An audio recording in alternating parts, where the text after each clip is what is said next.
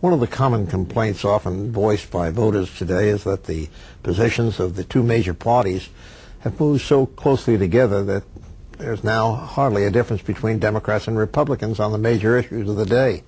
Everyone seems to agree that Social Security needs to be reformed to guarantee its long-time solvency, and that prescription drugs should be included under Medicare, and education issues need to take a higher place on the national agenda. Often it's more a question of degree as to how these goals should be reached, as really in opposition to whether or not they are valid goals. But when it comes to the issue of tax cuts and how we deal with the ever-growing budget surplus, there now seems to be some very distinct differences between the Republicans and the Democrats. One that Republicans claim is that the budget surplus has largely been created because of the large amount of taxes being paid by the wealthy, who are thus entitled to larger cuts. However, the Democrats believe that a more targeted approach to tax cuts should be implemented in order to provide relief for lower and middle income earners.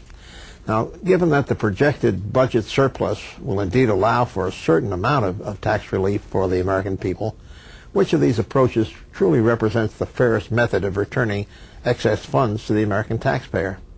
With us today on Ask Congress to discuss these and other important issues is Representative Joseph Crowley, Democrat from New York's 7th Congressional District, member of the House International Relations Committee and the House Resources Committee.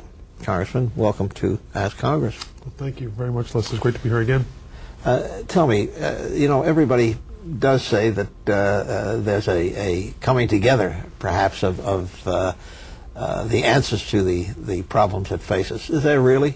Well, I think that is the general theme that I hear out there as well, that what really separates the two parties, is there a difference between Democrats and Republicans anymore? And I think there really still is a difference. I've heard it said that, in the past, that you really learn what a legislative body is about when they're in a deficit. When they're in the red, when they're scrounging for pennies, and how they cut or spend monies. I think the same can be said as well for how we react in a surplus. And we're looking at a surplus now that continues to grow on a daily basis. And how we react to that surplus, how we respond, what we fund and what we give back in terms of tax cuts will also, I think, define us and in many respects determine what type of legislative body we are. I think that the difference really is how we go about tax cutting. Democrats are in favor of tax cutting as well. It has always become the motto of Republicans that we're the spend guys and they're the thrift guys. Well, I think in this end, we both have the same goal, maybe, but we just don't want to go about it differently. Well, the question of the surplus itself, that's a very ephemeral thing. Whether or not we really will have this large surplus that's forecast. Of course, everything's going well today. The economy is doing well, and in fact, the income that the Treasury Department gets out of their taxing power is there, but if the economy turns down, maybe some of that surplus is going to disappear. Well, I think that's in terms of talking about how we react to the surplus is important. And I think that's what you hear from at least the Democratic side, is that we want to make sure that that surplus is a real surplus before we start giving massive amounts of that surplus back to people. And even before we start spending some of that surplus. But there are some programs we're concerned about, and you mentioned in your opening remarks, Social Security, and paying down the debt, Medicare, and not only ensuring that Medicare is there in the future, that we can also expand Medicare coverage. There are just millions of people out there right now who have no coverage for prescription drugs. I'd like to see that coverage included in Medicare. There is a real need to modernize and construct new schools throughout this country, especially in my district in Queens and the Bronx and New York City. These are things that I'd like to see done first before we overspend our surplus and then maybe turn out that we don't have the surplus we thought we had or that we expected to have. Those are the things we need to do first, and then we talk about spending down and giving some of that money back to taxpayers. One aspect of it, too, is the idea of paying back some of the deficit which we have, in other words, paying down the deficit, right, in order to reduce the amount of carrying that debt, right, which in many cases, in my days here in the House, I think the money that we were paying to service the debt was more than we were spending on the combined social programs of this country. If not now, when? When we're talking about a surplus, and if we all believe that that is a true surplus and that there is that $4 trillion out there in the future, we have an obligation, maybe I think even a moral obligation, to start attacking that debt as well, because we're leaving that for our children, our grandchildren, and great-grandchildren, and I don't think that's fair. Money that we've spent that we're going to put on the backs of those to come after us. I think it's important. We have an obligation to do that, and now that we have that money in the black, we should also look to reduce that debt in the future as well.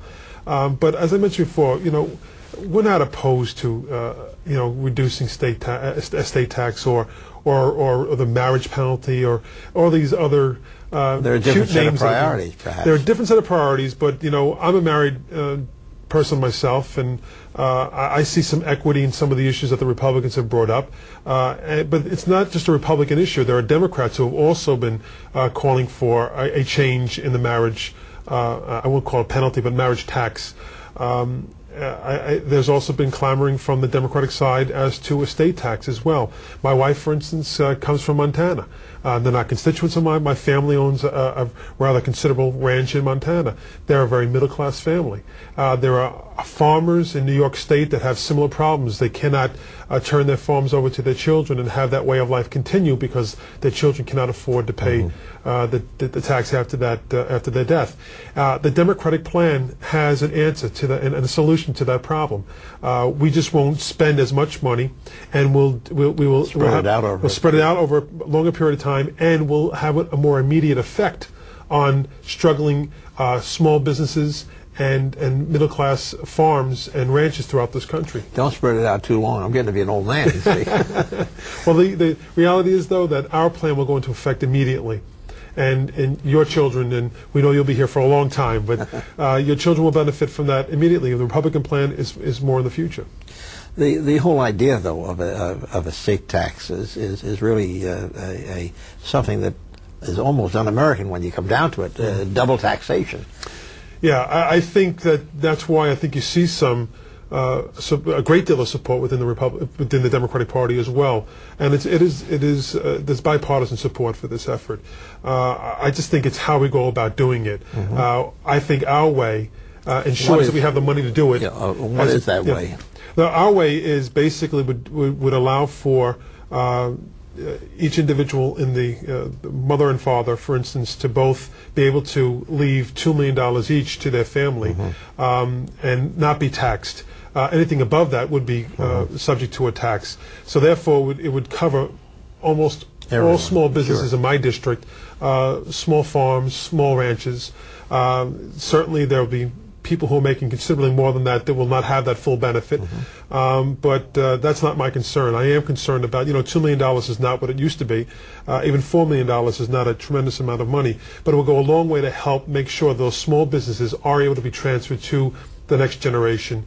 And I think will go a long way to relieving a great deal of the animosity towards that tax.